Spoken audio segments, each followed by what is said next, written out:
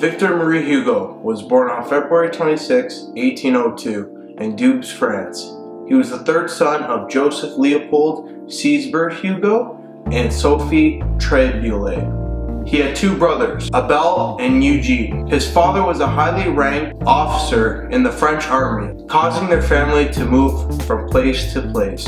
Hugo's mom separated from his father for a short period of time and took her kids with her to get an education and settle down. Hugo attended LYCÉE Le Grand, which is a college in Paris. Hugo became secretly engaged to his childhood friend ADELE Foucher in 1803 against his mother's will. Hugo waited for his mom to die to finally get engaged to ADELE. This all happened in 1821. The two had their first child in 1823, but he died in infancy.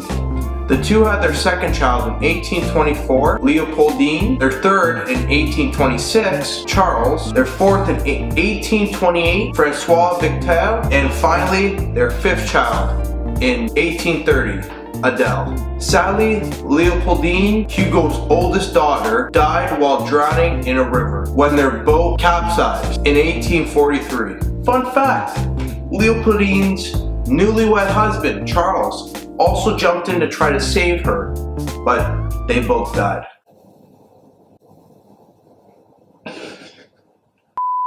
Hugo was saddened by the loss of his daughter, which caused him to write a poem to express his pain and grief he was going through. Hugo was elected into Académique François. Hugo published his first novel in 1823 called Han de Hollande, and in 1826, Bug Jargal.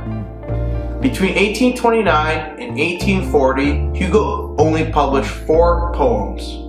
In 1862, Hugo published Les Miserables. It was considered to be one of the greatest novels of the 19th century.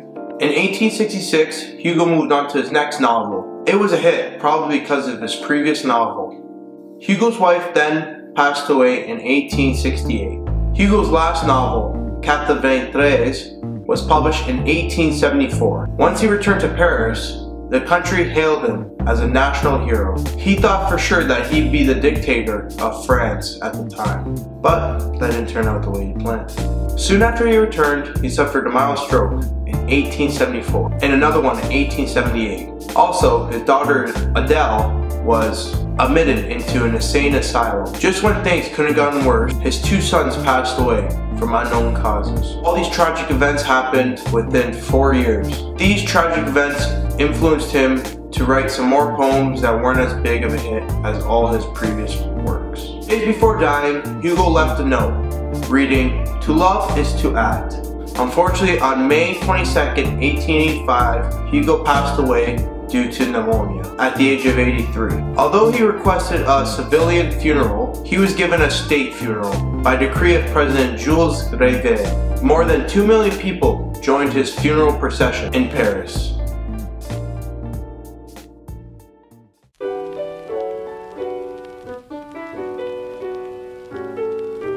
One of Victor Hugo's most famous poems, "On veut croire."